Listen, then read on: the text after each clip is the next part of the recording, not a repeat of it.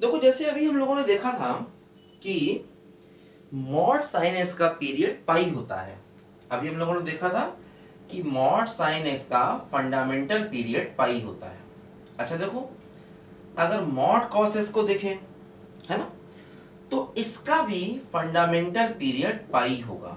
दो कैसे, कॉस का ग्राफ ऐसे होता है, ये देखो कॉस का ग्राफ होता है ऐसे करके, ये चलता है कॉस का ग्राफ, बताया था मैंने आपको।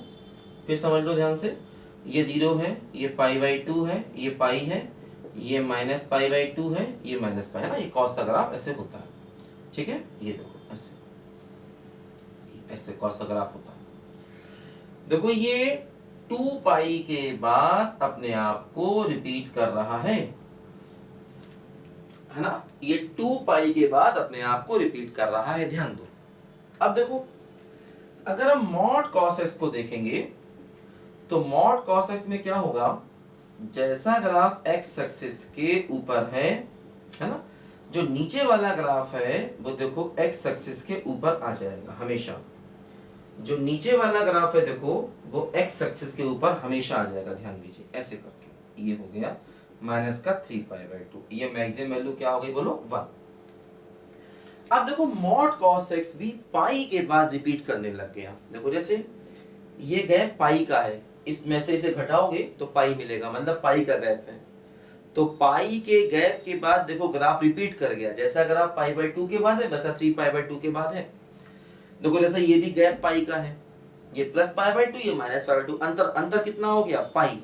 तो जैसा ग्राफ माइनस पाई बाई 2 के बाद है वैसा ग्राफ पाई बाई 2 के बाद है, ग्राफ रिपीट कर रहा है, मतलब पाई के गैप के बाद देखो ग्राफ रिपीट कर रहा है, ध्यान दो। इसका मतलब मॉड कॉस का फंडामेंटल पीरियड पाई हो गया, डेफिनेशन से भी देख सकते हैं। ठीक, अब देखो इंपॉर्टेंट चीज देखो, जैसे मान लो अगर मैं इन दोनों को आपस में ऐड कर दूं, मान लो ऐसा है, मैंने दोनों को आपस में ऐड कर दिया।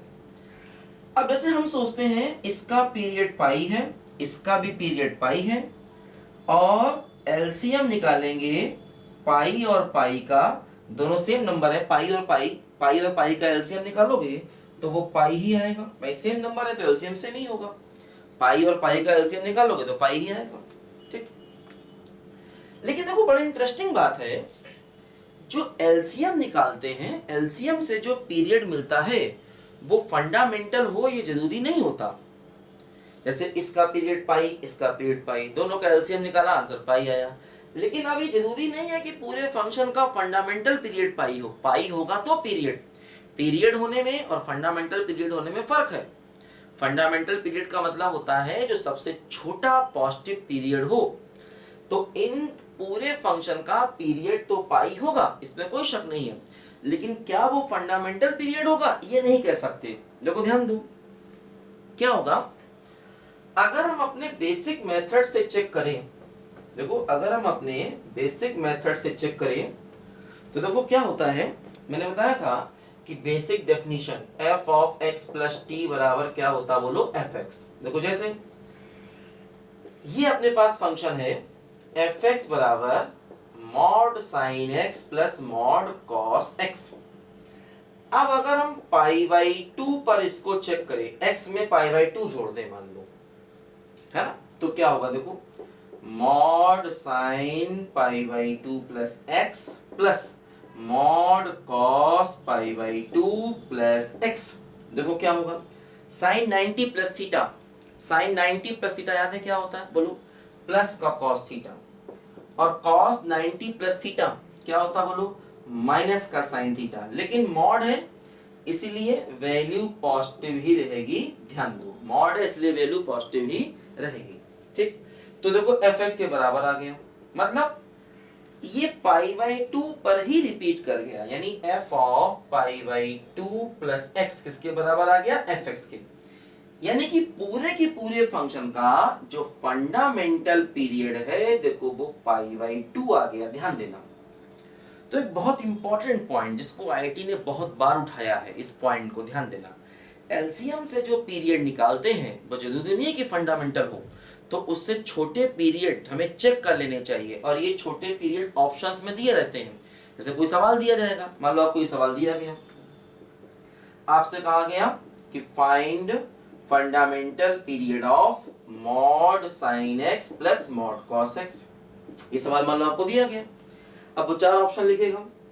पहला ऑप्शन लिखेगा पाई, दूसरा ऑप्शन लिखेगा 2 पाई, तीसरा लिखेगा पाई बाई 2, है ना, और चौथा ऑप्शन लिखेगा मान लो पाई बाई 4। तो जैसे आपने इन दोनों का पीरियड पाई निकाला तो तुरंत आपका दिमाग काम करना चाहिए कि पाई से छोटा अगर कोई पीरियड है तो उसको भी चेक कर लिया। देखो आपने सोचा पाई है लेकिन पाई नहीं है, पाई से छोटे नंबर क्या है, पाई बाई 2 और पाई बाई 4। तो इन दोनों को इसी मेथड से चेक कर लेना। उससे जो छोटे पीरियड दिखाई दे उनको इसी मेथड से चेक कर लेना। अब देखो जैसे अगर हम पाई बाई 4 पर चेक करें तो फंक्शन वापस रिपीट नहीं होगा। जैसे मान लो अगर हम इसको x मान लें, fx मान लें पूरे फंक्शन को, और मान लो हम x प्लस पाई बाई 4 रखें तो रिजल्ट वापस नहीं आएगा। मतलब x प्लस पाई बाई 4 रखोगे तो आपको fx के बराबर वैल्यू नहीं मिलेगी। इसका मतलब पाई बाई 2 ही इसका सही आंसर है। पाई बाई 2 ही इसका सही आंसर है, उससे छोटा कोई भी आंसर इसका पीरियड नहीं है, क्योंकि पाई बाई 2 से छोटा पाई बाई 4 है। तो ऐसा तो नहीं कि पाई बाई 4 फंडामेंटल हो जाए, है ना, क्योंकि फंडामेंटल पीरियड निकालने का कोई फार्मूला नहीं होता है। फंडामेंटल पीरियड निकालने के लिए अपनी बेसिक डेफिनेशन से सवाल को करना पड़ता है। तो जैसे आपने एलसीएम वाले मेथड से पीरियड पाई निकाला, उससे छोटा पाई बाई 2 दिखा, उसको देखा तो वो रिपीट कर रहा है, तो ये सही आंसर है।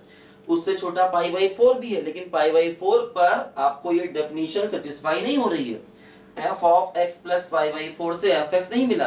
अगर आप f of x plus pi by 4 से fx मिलता तो इसका फंडामेंटल पीरियड पाई बाई 4 हो जाता। ध्यान देना। तो उससे जो छोटे ऑप्शन दिए जाएंगे उनको हमेशा चेक कर लेंगे, क्योंकि आईटी ने इस मुद्दे को बहुत बार उठाया है। फंडामेंटल पीरियड वाले मुद्दे को ध्यान दीजिएगा, ठीक है। लिखो सब बच्चे इसको जरा ध्यान से।